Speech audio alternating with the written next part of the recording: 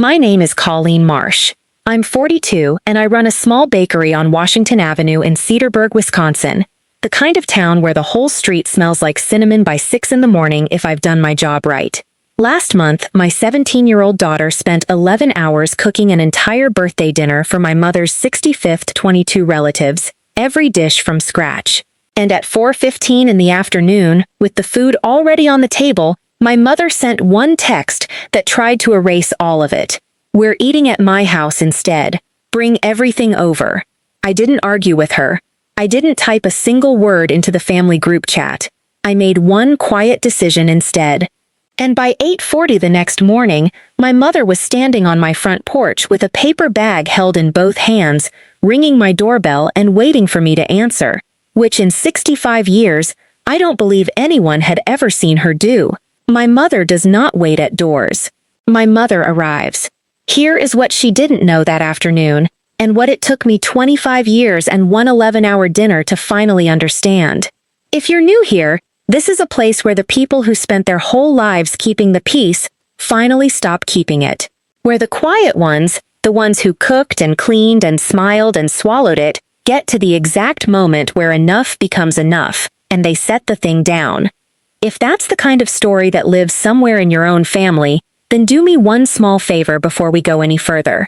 Tap subscribe and turn on the bell, because there's a new story just like this one here every single day. Stay with me all the way to the end, because the part that changed everything doesn't happen until the very last minutes, and I promise you it's worth the wait. And if at any point tonight you find yourself standing in this house with me, quietly on our side, type 4 words in the comments below. She set her own table. Just those 4 words. And tell me what city you're listening from, because I read every single comment, and I love knowing how far these stories travel. Now, let me take you back to the beginning. Run a bakery for 12 years and you learn the difference between someone who is hungry and someone who is judging. The hungry ones eat and go home lighter. The judges hold the muffin up to the light like a jeweler and set it down again, and they never ever tip the tip jar. It doesn't bother me. The oven doesn't need applause, and after all this time, neither do I. But there is a difference between a stranger who forgets to say thank you and a family that has built an entire way of living out of never saying it. I grew up inside a family like that. I grew up, if I'm honest, as the one they never had to thank. In my mother's world, every gathering had an order to it, invisible but iron, the way some houses have a rule about shoes at the door that nobody ever says out loud but everybody obeys. There was a table that mattered and a table that didn't. There was the person who got to host, and the people who got assigned a dish to bring. There was a circle of the evening you were part of, the coffee and the good stories in the front room after, and there was the version of the evening you heard about later, secondhand, from a photograph. My mother, Carol, ran all of it, the way some women run a committee and some women run a small country, entirely through the question of who sat where and who was thanked for what. And for 25 years, in that arrangement, I was the help. I cooked the Easter ham, I hosted the baby showers. I did the Thanksgiving the year her oven was broken and the Thanksgiving the year it wasn't, and no one ever once asked me to, because asking would have meant admitting there was a person doing it. My brother Danny showed up with a bottle of wine and got a toast raised in his honor for showing up. I showed up with 3 days of cooking under my nails and got asked, on arrival, whether I'd remembered to bring the serving spoons. I'm not telling you this to make you feel sorry for me. I made my peace with my own place a long time ago. Or, I thought I had. I'm telling you because you need to understand the machine my daughter was quietly being fed into, one holiday at a time, while I stood right there and called it family.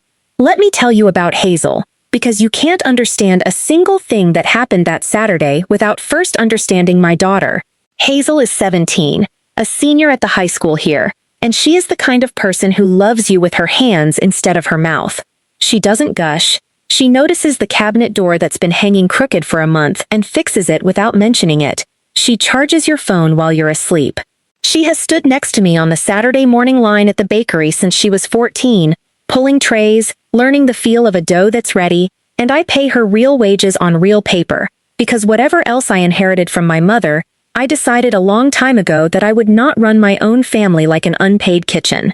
When my mother's 65th birthday came up on the calendar, Hazel didn't buy a card. She built a plan. For 2 weeks, she texted the relatives, one at a time, with a single question. What is the one dish from a family dinner that you still think about? She collected the answers like a detective collecting statements. My aunt said her mother's chicken and rice. The little cousins voted, unanimously and loudly, for the baked macaroni with the crust on top. And for my mother, Hazel didn't have to ask anyone, because Carol has spent 30 years telling every soul who would sit still about her own mother's rhubarb custard pie, Grandma Vera's pie, the one that supposedly no living person has ever gotten right since Vera died in 1994. Hazel found 3 old versions of the recipe, cross-referenced them like a scholar, and then made that pie 4 separate times in my bakery kitchen after hours, adjusting it each time, until the afternoon she pulled one out of the oven, and the whole shop smelled like a story my mother had been telling my whole life. She paid for all of it out of her own money. $360 of bakery wages and babysitting cash, counted out at my kitchen table.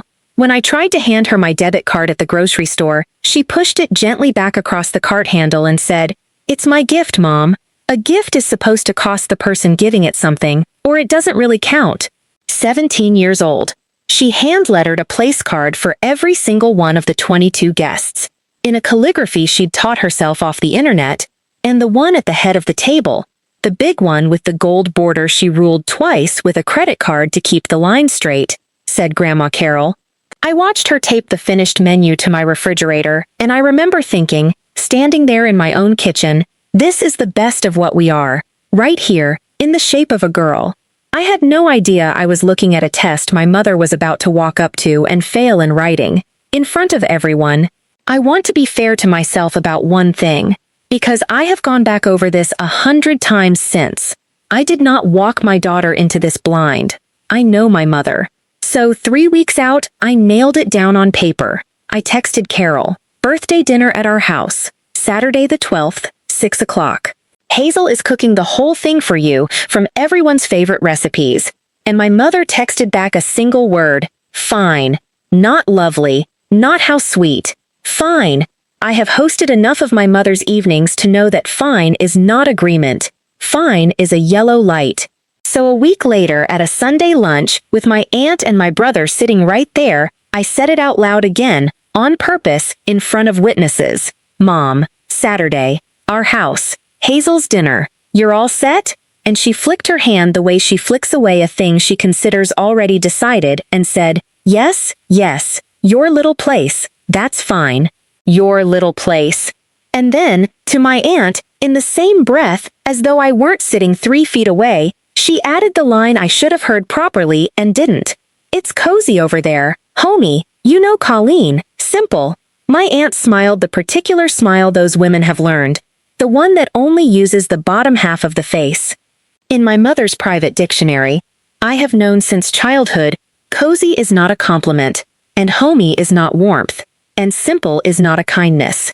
They are all the same word, and the word is beneath me. I heard it, I filed it, and then I did the thing I have done my entire life with my mother's small, precise knives. I translated it into something a daughter could carry. She's just from a different time. She'll come around the second she tastes that pie. 25 years I spent fluent in my mother. And fluency, I would learn that Saturday, is its own particular kind of blindness.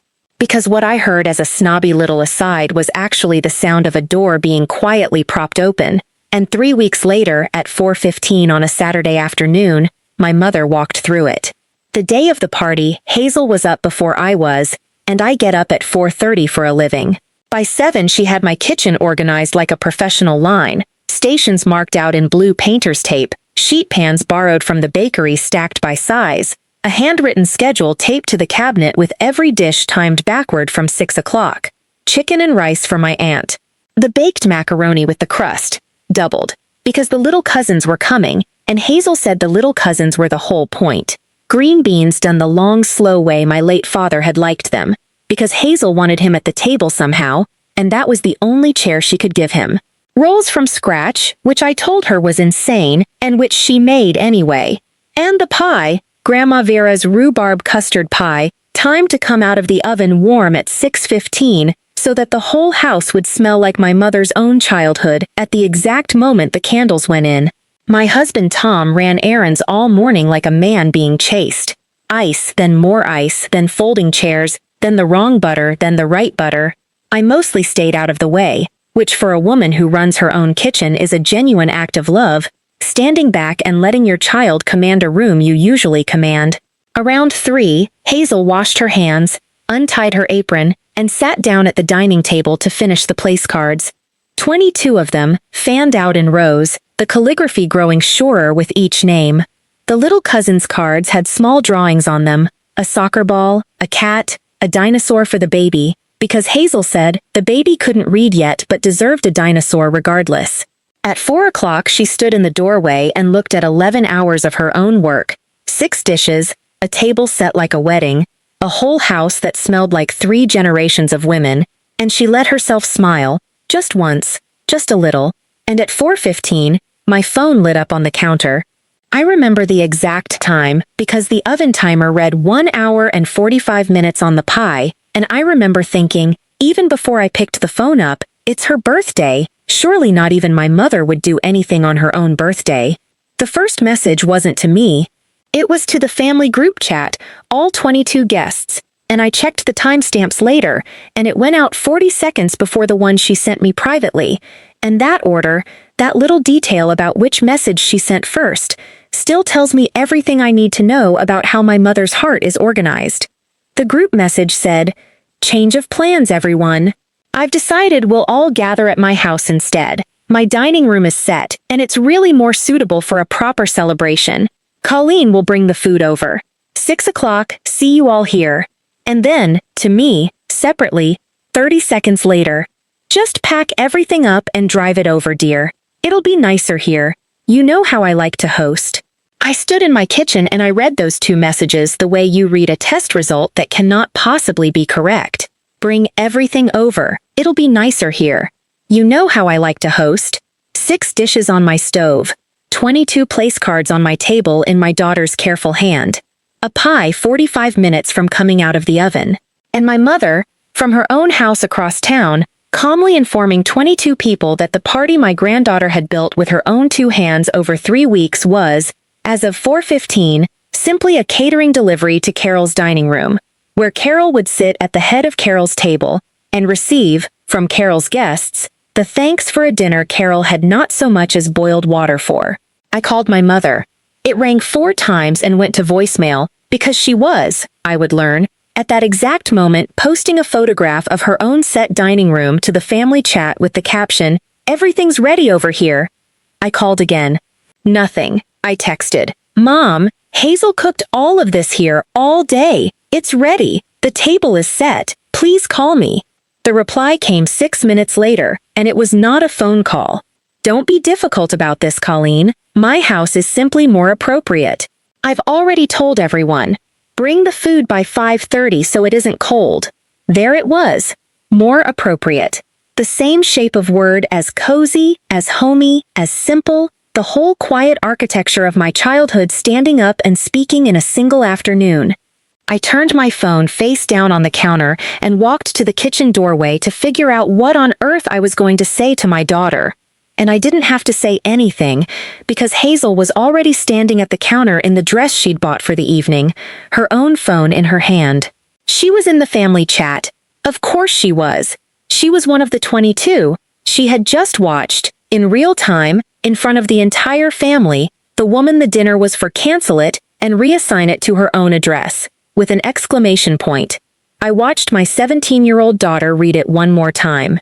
Then she set the phone down, picked up the little offset spatula, and went back to smoothing the top of the pie shell, and without looking up, in a voice so calm and so level that it broke something in my chest cleaner than any crying could have, she said, "It's okay, Mom."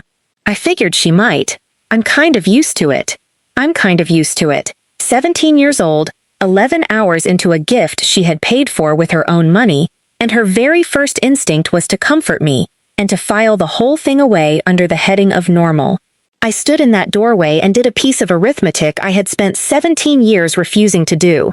the dance recital when she was 9 that my mother skipped for her garden club, the birthday party we moved to a Sunday because Carol had a brunch, the bakery's grand reopening after the pipe burst, where I scanned the little crowd twice and my mother was not in it, and every single time, I had knelt down to my daughter's height and I had translated, "Grandma loves you in her own way, she's from a different generation, try to be patient with her." I had spent 17 years believing I was building a bridge between the two of them. Standing in that doorway, breathing in 11 hours of my daughter's patience coming out of my oven, I finally understood what I had actually been building, one gentle translation at a time. I hadn't been building a bridge. I'd been handing my daughter the family rule book and teaching her to read it without complaint. Let me show you the house I grew up in, so you understand it isn't a story about one bad afternoon.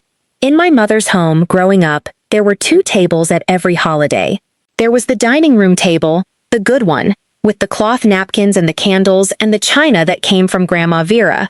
And there was the card table set up in the sunroom, vinyl-topped, one leg shorter than the other 3, wobbling on a folded matchbook. I ate at that card table until I was 24 years old. 24. I got moved to the big table the year I got married, and my mother actually used the word. She said I'd been promoted, because a husband, in her accounting, made me a real household at last instead of a spare part. My cousin Rachel never got promoted. She just stopped coming, somewhere in her 30s, and my mother refers to that to this day as Rachel being difficult. I want to be fair because my mother is not a cartoon, and a story that pretends she is would be a lie, and I promised you the truth. Carol remembers every grandchild's shoe size. She shows up at hospitals before visiting hours with a thermos and a folding chair, and simply refuses to be told to leave. The winter my pipes burst and flooded the bakery, she was there at 6 the next morning in rubber boots with a wet vac, and she worked beside me on her knees for 2 days and never once mentioned it afterward, never once used it. My mother knows exactly how to love you with her hands. What she cannot do, what she has never once in my lifetime been able to do, is let love outrank the order of things. She cannot let the warmth win if the warmth would cost her the head of the table. And I had spent my whole life translating that, softening her rules into charming quirks, her rankings into old-fashioned manners, until standing in my kitchen that afternoon, a brand new question walked in and sat down. One I had somehow never thought to ask in 42 years. I knew every rule in my mother's book by heart, but I had never once asked who wrote it, or what it had cost her to learn it. Meanwhile, the family chat did what my family always does when Carol issues a decree. It went quiet in that cowardly, diplomatic way. 2 thumbs-up emojis and a "sounds good" from a cousin's husband who has never held an opinion in his life. But underneath the public chat, in the private texts, the real conversation started, because Bring Everything to My House had a problem buried in it that adults only would have had too. My cousin Stephanie has 3 kids under 8. My cousin Kevin has a 6-year-old and a baby. My mother's dining room, the good one, the one that was so much more appropriate, seats 10. 22 people had been invited. Somewhere in the arithmetic of relocating a party to a smaller, grander room, 9 of them, all of them children or the parents of children, had quietly stopped fitting. Stephanie texted me directly, "So are the kids just not coming, or?" Kevin's wife sent me a voice memo that began evenly and ended with a phrase about my mother I will not repeat in this story, but that I have thought about fondly many times since. And standing at my kitchen counter, reading those messages come in, I understood that my mother's little change of venue had not simply moved a dinner. It had done, in one afternoon, in writing, in front of everyone, the exact thing she had been doing quietly my whole life. It had sorted the family into the people who belonged at the good table and the people who could be left off it, the china crowd and the card table crowd, and it had done it so smoothly, wrapped in the language of more appropriate and nicer here, that half the family would spend the evening believing they'd simply been invited to a lovely dinner, and only the ones with children in the back seat would ever feel the edge of the knife. My phone kept filling up with other people's hurt. 6 dishes steamed on my stove. Upstairs, I could hear my daughter taking off the dress she'd bought for a celebration that had just, in the space of one text, stopped having room for her. And something in me, something that had been down on its knees being reasonable for 25 years, very quietly rose to its feet. Before I tell you about the phone call with my brother, let me stop for just 1 second.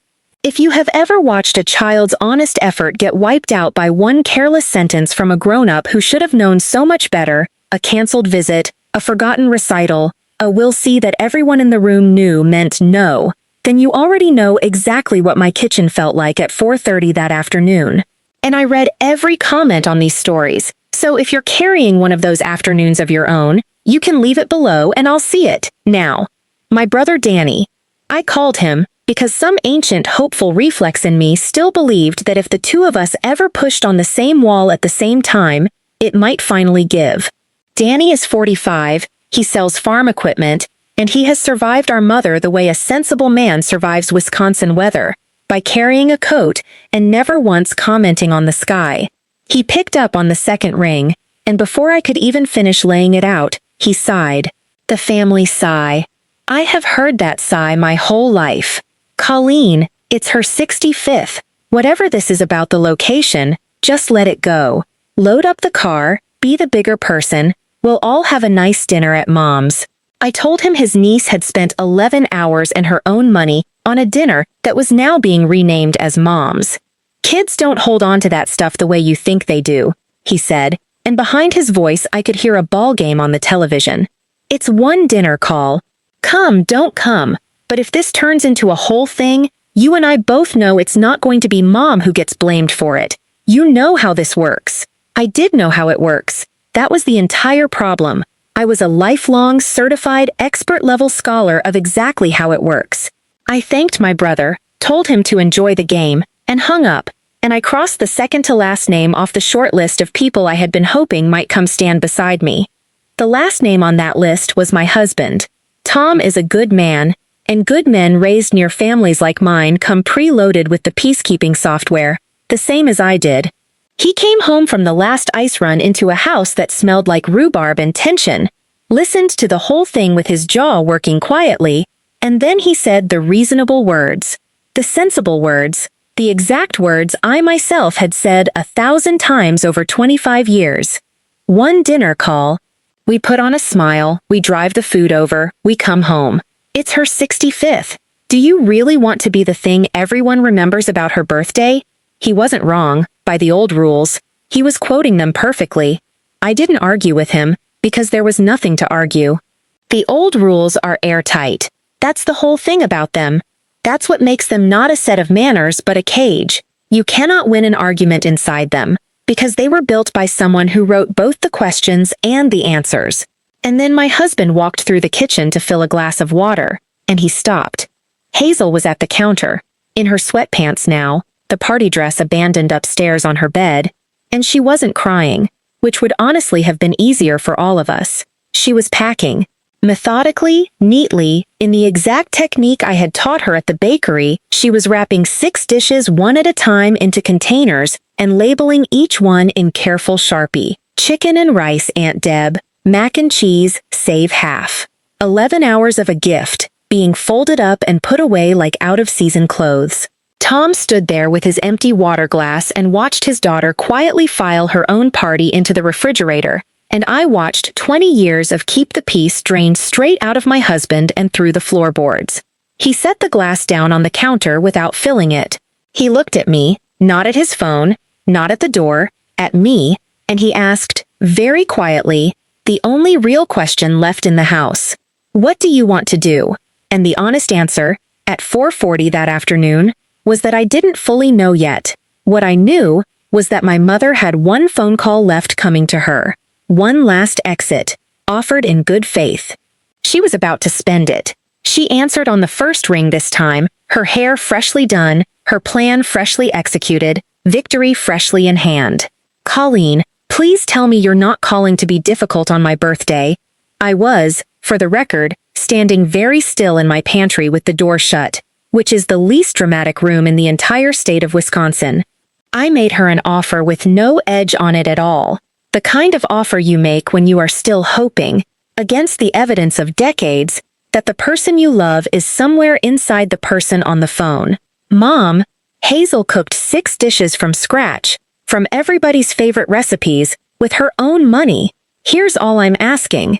Come here at 6, the way we planned, and let her give you her dinner.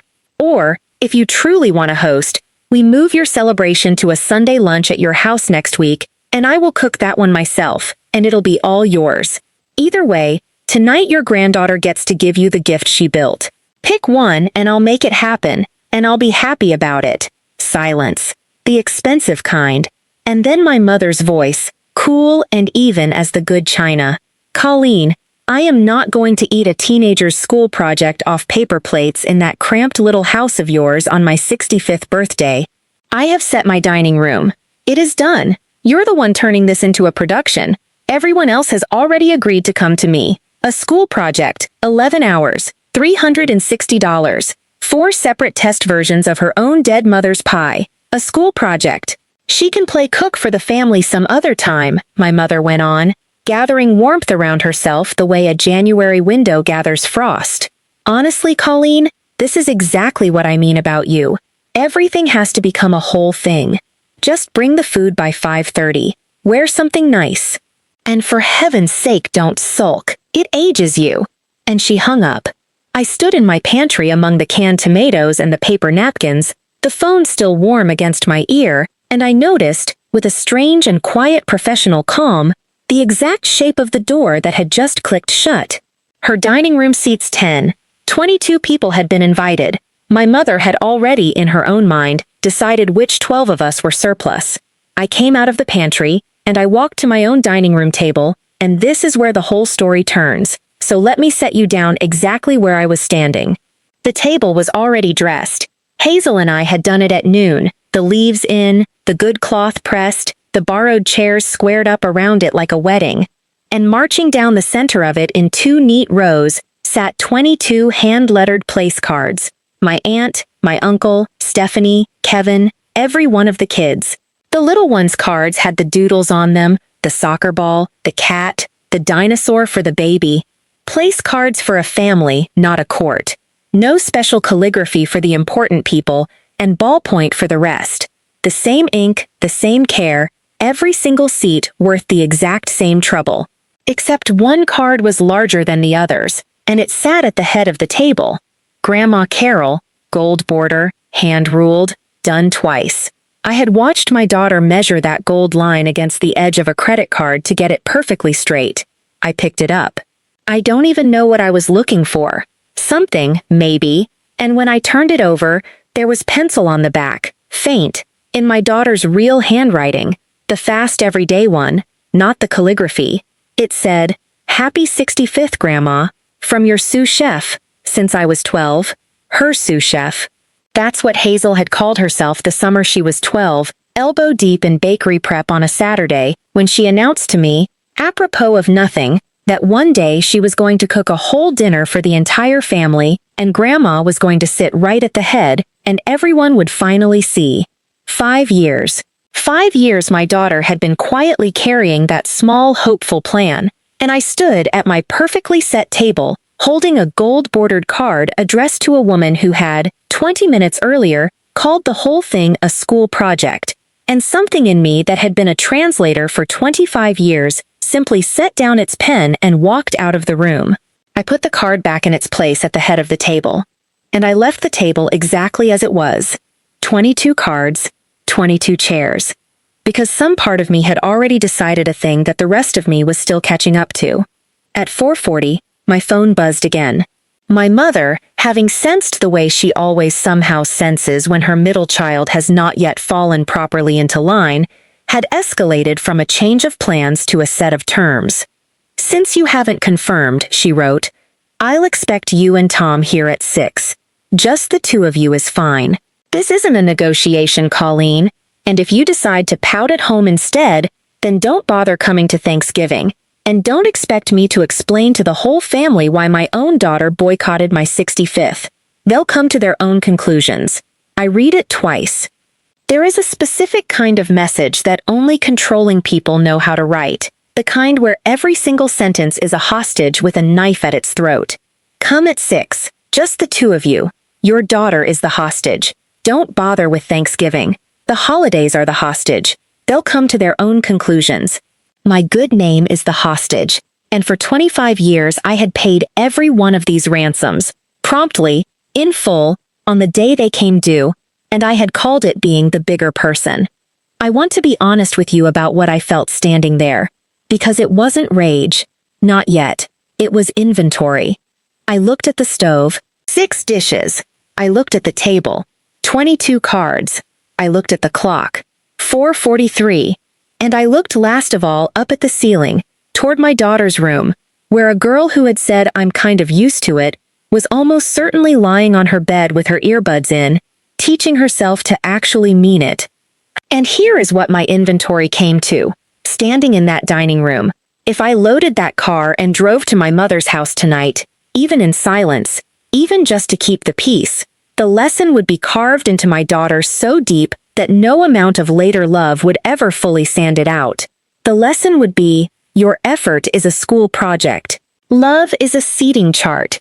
And your mother will always, always translate it into something you're supposed to swallow. There was no middle seat left at this table. My mother had removed it herself, at 4:40, in writing. The only thing left to decide was which woman I was going to be at 6 o'clock. So I went upstairs and I sat on the edge of my own bed for 10 minutes, alone, and I did the thing I had been avoiding doing for 25 years. I audited myself. Not my mother. Me. The recital when Hazel was 9, missed for garden club. I am the one who knelt down and said Grandma loves you in her own way. The birthday moved to a Sunday for Carol's brunch. I am the one who called it flexible. The reopening she skipped. I am the one who texted the pictures to the whole family with 3 exclamation points so that nobody would have to sit with the fact that she hadn't come. Every one of those translations had felt, at the time, like a shield I was holding over my daughter. Sitting on my bed with the clock running towards 6, I finally heard them the way Hazel must have heard them all along. A fluent, patient, loving adult, explaining to her over and over, in a dozen gentle ways, why her own hurt was not quite real enough to be believed. My mother built the ranking system. That much is true, and it's hers to answer for. But I was the one who had spent 17 years teaching my daughter to accept her rank in it politely, and to thank the person who assigned it. Every translation had been a small tuition payment to a school I should have pulled us both out of years before. And that one sentence, is what finally stood me up off the edge of that bed. Because I understood all at once with a kind of clarity that felt less like a light switching on and more like a fever finally breaking, that I could not get Hazel a better seat at my mother's table. Nobody could. That table had been built, plank by plank, specifically so that someone would always be seated below the salt. It needed a card table in the sunroom the way an engine needs an exhaust pipe. The only move that had ever actually existed, the one that had been hiding in plain sight behind 25 years of my careful diplomacy, was never to argue for a better chair. It was to set an entirely different table, in my own house, and never once ask my mother's permission to do it. I walked back downstairs, but before I touched my phone, before I did anything else, I went to find my daughter. Hazel was on her bed, still in the sweatpants, watching a cooking video with the sound turned all the way off, which is the thing she does instead of crying. I sat down next to her, and I didn't soften a single word, because I was finished softening words. Here's what I'm thinking, I said. I keep our doors open tonight. 6 o'clock, exactly as we planned. I invite the whole family here. Everyone. Kids first. Your grandmother is going to take that as a declaration of war.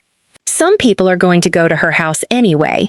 It might end up being 4 of us eating 6 dishes, and the phone calls on Monday are going to be ugly, and they're going to last a while. If we do this, you're not a kid whose ruined party got rescued by her mom. You're the chef, and it's your food on the line in front of everybody. So it's your call too. Maybe more than mine. She was quiet for a moment, and I watched her actually weigh it. The ants, the empty chairs, the risk. Because my daughter is not a naive kid. She is 17 and completely fluent in this family. Then she paused her silent video, and she looked at me, and for the first time since 4:15, the flatness was gone from her face, and something underneath it that had gone to sleep years ago had quietly woken back up. If it's just 4 people, she said, I'm still plating it in courses. And then, a beat later, quieter, you'd really do that? On Grandma's actual birthday? And I said the truest sentence I said all day. Not to Grandma, baby. For you. There's a difference. And tonight feels like a good night for both of us to finally learn it. She nodded. Once. Chef to chef. We had a service to run, and about 70 minutes to plate it. I sat down at the kitchen counter to write the message to the family, and I want to tell you about the 3 versions I wrote and deleted, because they matter more than the one I sent. The first draft was a prosecution, a clean, itemized, dated list of every event my mother had ever moved or canceled or hijacked. 25 years of receipts, ending with tonight, and it was accurate, and it was devastating, and it was deeply satisfying to write. I deleted it, because I realized halfway through that it was a trial, and a trial is just a seating chart with a verdict attached, and I was trying to get out of the business of ranking people, not open my own court. The second draft was a single line, cool and sharp. Since Mom's dining room only seats 10, the rest of us will be at my house, where everyone fits. I deleted that one too, because sarcasm is my mother's first language, and I was finished being fluent in her. The third draft was the hardest to let go of. It was an essay, 3 long paragraphs, apologizing in advance, explaining Carol to everyone, explaining me to everyone, softening every edge, kneeling down one final time in the middle of my family to translate us all to each other so that no one would have to feel the actual shape of what had happened. I read it twice and I deleted it slowest of all, because that draft was the woman I had been for 25 years, and she did not die easily. And when the box was empty again, the cursor blinking, I finally understood the thing I needed to understand. Anything I wrote in my mother's language, blame or status or spin or apology, would keep me at her table. It would just seat me there angrier. The only message that would actually get me up and out of that room was the one with no argument in it at all. An invitation doesn't argue with anyone. An invitation just opens a door and turns on the porch light and stands there being warm and lets people walk toward it or not. So I wrote something short. But before I sent it to the family, I did one last thing first. Because my mother, whatever else she is my mother, and she had earned the right to hear the door open before the rest of the family did. At 5 o'clock exactly, I texted her privately, one final time, Mom, I love you, and happy birthday, I mean that. I'm not driving Hazel's dinner across town so it can be served as yours. She made it, and it's being given where she made it. Dinner is at our house at 6, the way it always was. Everything she cooked for you is here, and the seat at the head of the table has your name on it in gold. It'll be there at 6. It'll still be there if you walk in at 8. I hope you come, but either way, I'm done choosing between my mother and my daughter. I'm setting a table where both of you fit, and I'm sitting down at it tonight. I read it once, and I sent it before the translator in me could talk my done back down into an I'd really rather not. Then I watched the screen. The 3 dots appeared, stopped, appeared again, longer this time. My mother, composing, editing, recalibrating, a woman who has never in her life sent a first draft of anything. And then the dots vanished, and in their place, under my whole message, a single word surfaced and simply sat there. Dramatic. 5:03 in the afternoon. Read and dismissed, the way you'd dismiss a waiter who'd brought you the wrong fork. And I'd be lying to you if I said it didn't land. After 42 years, that one small gray word still found the exact gap in the armor. But it also did me one final, unintentional kindness. It burned down the last little bridge I might have been tempted to stand on, wringing my hands, hoping. She had seen the open door. She had read the whole invitation, and she had chosen, in one word, the dining room that seats 10. All right, Mom. Noted, in writing, with a timestamp. Now it was the rest of the family's turn. At 5:07, I sent it to the family chat. All 22 of us, right underneath my mother's relocation announcement. Like a small, smooth stone set down gently on a very large desk. 2 photographs. The dining table, fully set, 22 place cards catching the low gold 5 o'clock light. And a close-up of one dish, the pie, Grandma Vera's rhubarb custard pie, golden and slightly imperfect and obviously, unmistakably made by human hands in a real kitchen. And a short caption, with no explanation in it, no accusation, nothing anyone could argue with. Dinner is still at 6 o'clock at our house, exactly as planned. Hazel cooked everything herself, from all of your favorite recipes, for Grandma's birthday. Everyone is welcome at our table, the kids especially. Then I put the phone face down on the counter, and I did not pick it back up. And I'll tell you what I told Tom when he raised his eyebrows at me from across the kitchen. I was not recruiting. I refused on purpose to count who was coming. I refused to check the chat. I refused to turn my daughter's dinner into a poll, or a head count, or a referendum on my mother. The message wasn't a move against my mother's house. Her house could have its evening. My message was just a fact, stated once and then left alone. This door is open. This food exists. This child cooked it. Everyone fits. What people chose to do with that fact would tell me, at long last, after 25 years of seating charts, who my family actually was underneath all of it. And I genuinely, honestly did not know what the answer was going to be. Tom flipped his own phone face down on the counter next to mine, in solidarity, and the two of us stood in our kitchen like a couple of people waiting out the last few seconds of a coin toss in the air. At 5:58, the doorbell rang. It was Stephanie.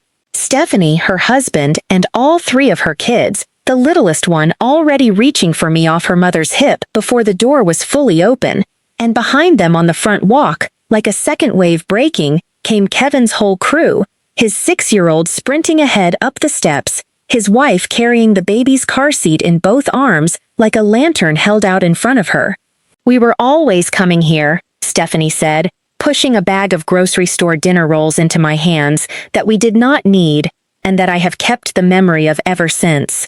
The other plan didn't have room for my kids, so as far as I'm concerned, it didn't have room for me. My Aunt Deb arrived at 6 sharp with her coat already off. Somehow, a woman perpetually and joyfully ready to do somebody else's dishes. Then old Mrs. Peterson from my father's side, with a bottle of sparkling cider for the chef, held out to Hazel with both hands like a diploma. 14 people, counting the 5 of us. I did not count the 9 who weren't there. I'll be honest with you though, I noticed them.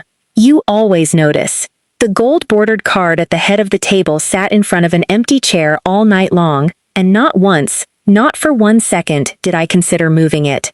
But 14 people filled my little house right up to the walls anyway, because children count double when a house is being measured for how warm it is. And my daughter, my Hazel, tied her apron back on over her party dress, and she took her place at the pass between my kitchen and my dining room, and she ran her first real service. She announced the courses. She sent the chicken and rice out to my aunt, who took one bite and had to fan her own face with her napkin. The macaroni with the crust got mobbed by the cousins. My father's green beans went around, and my aunt said quietly, to no one in particular, "Oh, that's exactly how Frank made them," and had to look at the ceiling for a moment. Nobody at that table was furniture. Nobody was seated below the salt, because there was no salt to be below. There was just a loud, crowded, gravy-scented table full of people who had chosen the warm room, and a 17-year-old chef moving between them like she'd been born holding a spoon. I'll tell you about the other party the way I eventually learned it, secondhand from my Aunt Deb, who heard it from her friend Lorraine, who was at the very same restaurant my mother had, in fact made a backup reservation at, when her home guest list came up embarrassingly short, because in a town the size of ours, there is always a Lorraine, and there is always a table with a clear view. My mother had set her beautiful dining room for 10, and when the afternoon's arithmetic came due, and the family went the other way, she had quietly moved the whole thing to a private corner of Giordano's on Main at the last minute, so as not to be seen hosting an empty house. 7 people, my mother at the head, of course. Her friend from the guild, the one whose idea half of this had been, my brother Danny and his wife. 2 couples from her church circle, no one under 50, no child, no chaos, no card table, because there was no one there who would ever have been sent to it, which is another way of saying there was no one there she loved enough to rank. The food, I'm told, was perfectly good, The toasts, I'm told, were brief, and my mother, I'm told, checked her phone twice during the entree, which for a woman with her lifelong convictions about telephones at the dinner table is the equivalent of a distress flare fired straight up over the water. Because at 8:53 that night, and I know the time because I was standing right there for this part, the family chat, silent since my 5:07 message, quietly came back to life. Stephanie posted a photograph of the pie, half destroyed, mid-slice. Then one of the kids' end of the table, the real one, the joyful one, 3 little cousins with their juice boxes raised in a toast to something. Then my aunt posted the place cards, all of them, no caption, no commentary, not one word aimed at anyone, just a door standing wide open in a photograph where all 22 people could see it, including the 7 at Giordano's. The reply, from the restaurant end of the chat, was a silence of a very different texture than the silence before. The last guests left my house at 10. Hazel fell asleep sitting straight up on the couch at 10:40, one apron string still tied, and Tom carried her up the stairs the way he used to when she was 6, except now her feet hung comically far down past his elbow. And I stood alone in my kitchen, washing the last sheet pan, and that is when it actually caught up with me. Not triumph, nothing so bright as triumph. What caught up with me, elbow deep in dishwater at 11 o'clock at night, was her voice at 4:15. "It's okay, Mom. I'm kind of used to it." And I cried, then, quietly, into the steam over the sink, for a girl who had taught herself to expect the card table, and for the 25 years of me who had handed her the flashcards to study from. Because I want to be honest with you about what that night actually cost, underneath the pie and the juice box toasts. My mother had not called, not during her dinner, not after the photographs, not once. Somewhere across town she was taking off her earrings in a quiet house, 65 years old and one evening into being furious with me. And some 7-year-old part of me, the part that ate at the card table and thanked her for the chair, still wanted to get in the car and drive over and fix it, translate it, cater it all back together. That part of a person doesn't die in one night. I'm not sure it ever fully dies. But standing at that sink, I finally understood the difference between fear and grief. I could survive my mother's anger. What I could not survive, what I would not survive, was my daughter at 40, standing at her own sink, saying I'm used to it to a child of her own. My Aunt Deb had stayed to help me dry, because Aunt Deb always stays. And while I was still at the sink, she picked up a towel, and without any preamble at all, she handed me the missing chapter of my own mother. "You know she wasn't always like this," Deb said. 1979. "Your mother was 19, the new bride, first Thanksgiving as an Ellison, and that mother-in-law of hers, your grandmother Ellison, God rest her, sat Carol down in the kitchen. Not near the kitchen, honey, in it. Told her the dining room was for Ellisons, and Carol wasn't an Ellison yet, she was just married to one.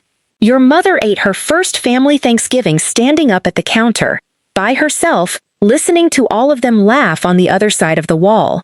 Deb folded the towel into a small, furious square. "And it wasn't the one year either. She ate in that kitchen every holiday until your brother was born. She used to say Danny bought her a chair. A baby, buying his own mother a seat at the table. And the day Carol finally got a table of her very own, the day that house passed to her, well, the Ellisons taught her that a table is a thing you rank people at. So that's what she did with hers. Your mother didn't write that rule book, Colleen. She was handed it, standing up, in a kitchen, at 19. Doesn't make tonight right, but that's where the ink came from. I stood there with my hands in the cooling dishwater and let that land on me. My mother, 19 years old, eating a holiday alone at a counter, learning the exact lesson she would spend the next 46 years administering to the rest of us. It explained everything, and it changed nothing. Or, as I finally said to my aunt, drying my hands on a towel, understanding where the ink came from doesn't unwrite the sentence, Deb. It just tells me how far back the sentence goes. She squeezed my arm, and she didn't argue, because she'd known Carol longer than I had, and she knew it was both things at once, the wound and the weapon, and that a grown woman is still responsible for the wounds she chooses to hand down, no matter how she came by the pen. Before the doorbell rings again, and it is going to ring at 8:40 on a Sunday morning, and by now you already know exactly whose posture is going to be behind the frosted glass. I want to ask you something honestly, because I read every answer. If it were your mother on that porch, the morning after the night I've just told you about, would you open the door? And if you would, on whose terms, hers or yours? I wasn't sure of my own answer until my hand was actually on the knob. So sit with it a second, and then let me tell you what I did. Sunday morning, 8:40. Tom had taken Hazel and the borrowed sheet pans back to the bakery. I was alone in my kitchen with a cup of coffee and the beautiful wreckage of a good party when the doorbell rang. Through the frosted glass of my front door, I saw the shape I'd know anywhere, the posture first, because my mother's spine arrives everywhere a full 10 seconds ahead of the rest of her. But something about the outline was wrong, and it took me a moment to name what it was. Stillness. My mother does not stand at doors. My mother comes through them mid-sentence, because every door in this family has always, functionally, been hers to open. This shape just stood there. It had rung once, and it was waiting. And in its hands, held in both of them, the way you hold something in a hospital waiting room, was a brown paper bag. I set my coffee down, and I did not hurry. Not out of cruelty. I want to be exact about this, because the difference is the whole point. I was not making my mother wait in order to punish her. I was making myself slow down, because the woman who had always answered that door in this family was the translator, the fixer, the caterer, the one who sprinted to smooth a moment flat before it could be allowed to mean anything. That woman had had a very long night, and a very long 25 years, and I was giving her the morning off. The kettle had just boiled. I poured it over the leaves. I took 2 cups down out of 42 years of habit, and I looked at the second cup for a moment. And then I left it on the tray anyway, and I walked to the front door, and I opened it. My mother came in, the way a diplomat enters a country that has just voted the wrong way. Chin level, eyes taking silent inventory. She clocked the dining room immediately, the table still extended, the cloth still on because I hadn't had the heart to strip it, the 22 place card still standing down the center, and her card, the gold-bordered one, still at the head, still in front of the one chair that had sat empty all night. I watched her see it. Something crossed her face and was gone again, fast, like a fish moving under river ice. She sat down at my kitchen table, accepted the tea, arranged the paper bag carefully by her feet, and opened with the sentence she had very obviously drafted and edited in the car on the way over. The family is saying you split us, Colleen. Deb's photographs made it all so much worse. Lorraine's friends saw them. Everyone is talking. So here is what we're going to do. You'll post something in the chat this afternoon, something light and gracious. You're good at that when you want to be, saying it was all just a silly mix-up. 2 celebrations, 1 lovely weekend. And then we'll simply never speak of it again. I stirred my tea, and I let the whole sentence finish landing, and I marveled at it, truly, the way you'd marvel at a cathedral. My mother had lost the actual night, the food, the family, the photographs, all of it, and she had driven across town and arrived at my door before 9 the next morning to negotiate for the one piece of ground she had ever really governed, which was the story. Not I'm sorry, not what did I miss, the story, the spin. Who would be blamed and who would be absolved when the family told this to itself later? Mom, I said, and I kept my voice in the exact register I use at the bakery for a burnt order that has to be remade without drama, calm, and completely unbudging. I'm not posting anything. I didn't split the family. I set a table, and everyone was invited to it. You most of all. Your name was on it in gold. It still is. You can go and look. People sat where they wanted to sit. That's not a mix-up, that's just what happened, and everyone in that chat watched it happen in real time. My mother set down her cup with the small, precise click that has ended arguments in our family for 50 years. The click, for the first time in my whole life, did not work, and what followed was my mother running through her entire arsenal, in order, and me discovering, cup by cup of cooling tea, that not one weapon in it worked anymore on a woman who no longer needed the seat. First came the birthday, wielded like a wound. It was my 65th, Colleen. You had one job, to be there. I agreed the number was important, and gently observed that Hazel had clearly thought so too. 11 hours worth. Then came the bargain, offered like a great and generous kindness. Fine. At Christmas, Hazel can sit at the head of the table. There. Is that what all of this was about? Are we finished now? And I want you to notice what that offer actually was, because I almost missed it myself. My mother, even now, even sitting in the rubble of the whole thing, could still only imagine the problem as a seating error. A clerical mistake, solvable by a promotion. One chair, granted from the throne, in exchange for services rendered. 10 years ago, I would have taken that deal and driven home glowing, calling it a breakthrough the whole way. I would have told Tom we'd finally turned a corner. Another successful translation. No, Mom, I said, not angrily. I just declined it. The way you decline a coupon for a store you've simply stopped shopping at. And my mother stared at me across her tea like a chess player watching her opponent stand up in the middle of the match and walk cheerfully out of the tournament entirely, forfeiting a game she'd been certain she was winning. And that is when it finally cracked. Not her temper, her posture. Her shoulders came down half an inch from where they have lived my entire life. The salon finish went out of her voice. And my mother, 65 years and 1 day old, asked me the first genuine question she had asked me in 25 years. Then what do you want from me, Colleen? What am I supposed to do? The kitchen went very quiet. I set down my cup, and I gave her the whole price, the entire toll, the single condition on which the rest of her years with this branch of her family now stood. Nothing from me, Mom. You and I are square. I got everything I needed at 6 o'clock last night.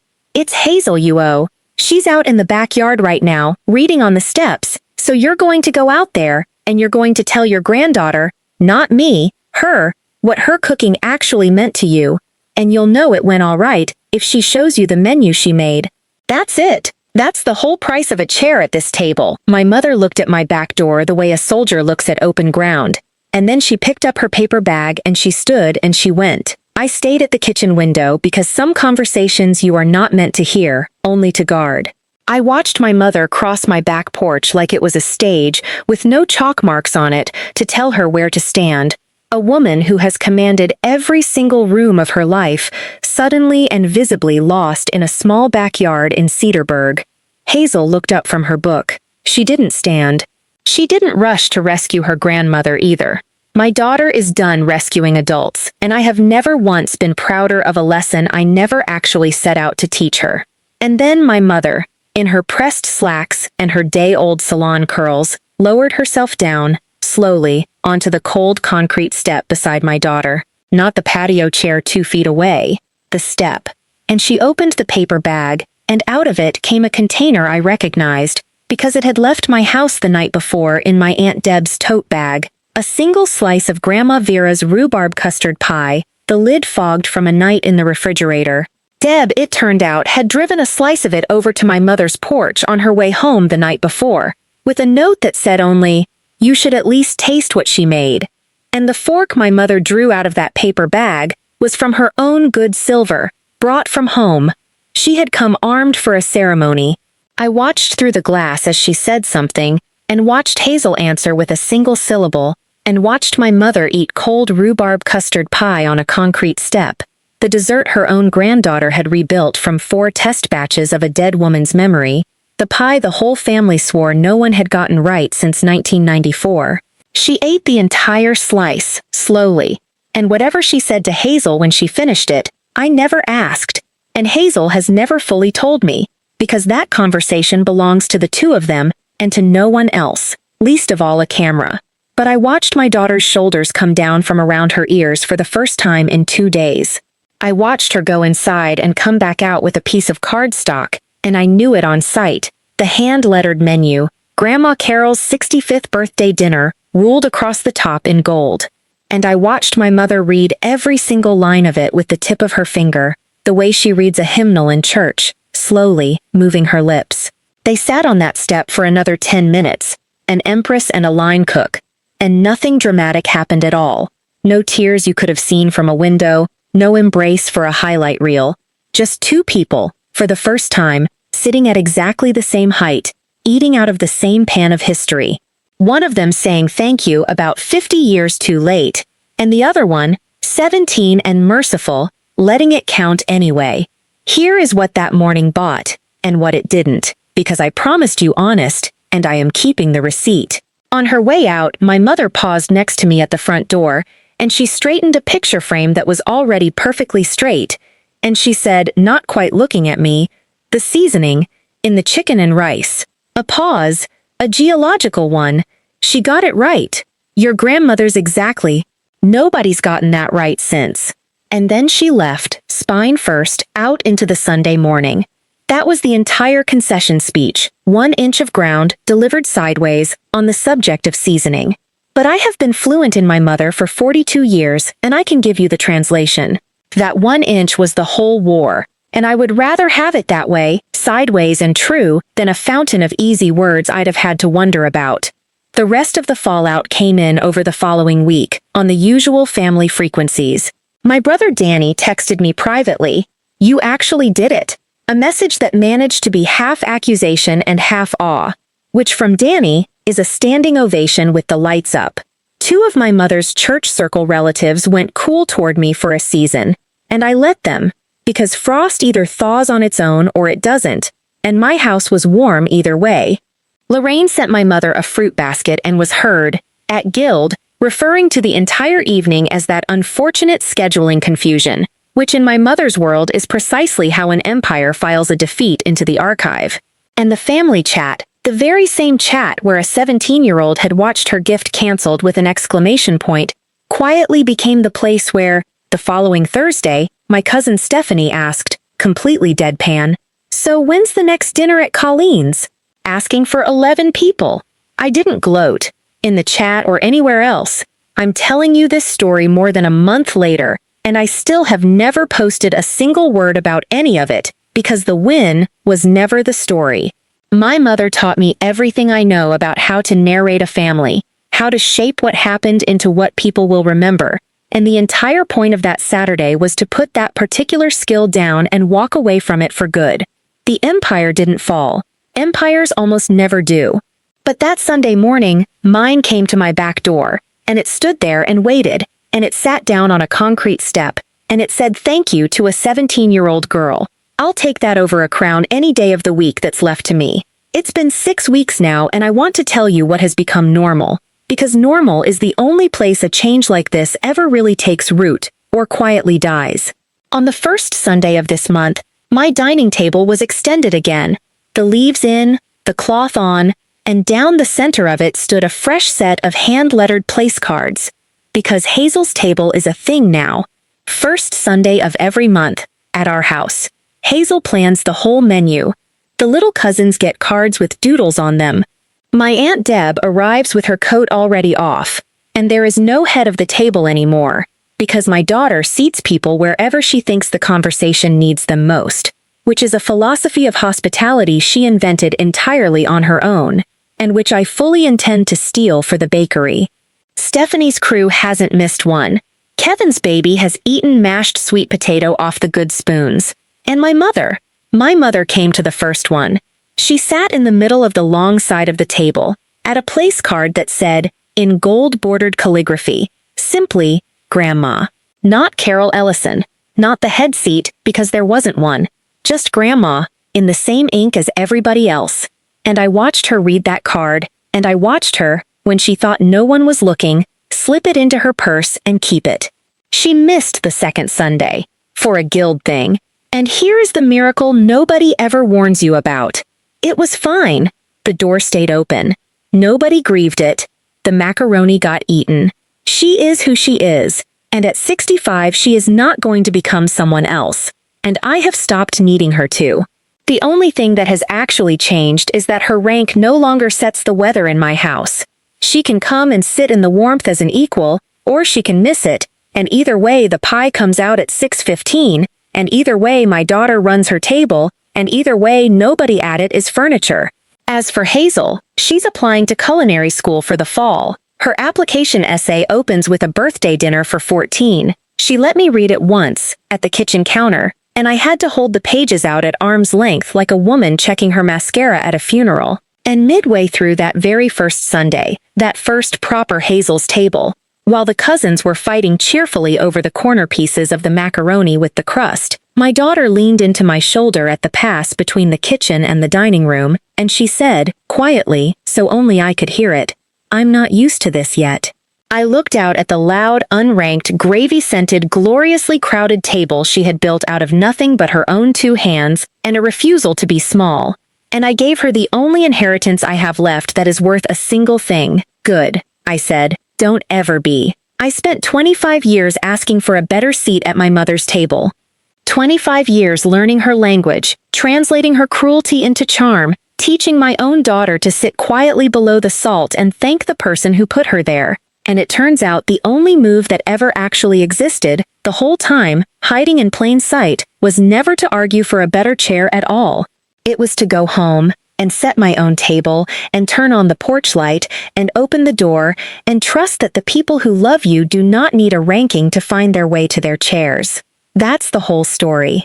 11 hours of cooking, 1 text at 4:15, 22 place cards, and 14 chairs that filled themselves right up. If there's someone in your family who hands out seats like their prizes, who has a good table and a lesser one, who can make a child's whole day of work disappear with a single sentence about what's more appropriate, then maybe this is your sign. Not to fight for a better spot at their table, to go home and set your own, and turn on the light, and see who shows up hungry. Tell me in the comments who you would save a chair for at your table. I read every single one of them. And if this story fed something in you tonight, if somewhere in it you found yourself standing in that kitchen with me, type those 4 words so I know you were here. She set her own table. Tell me what city you're listening from. Subscribe, and turn on the bell, because there's a new story waiting for you tomorrow. Stay close. This is only the beginning of the tables we'll set together.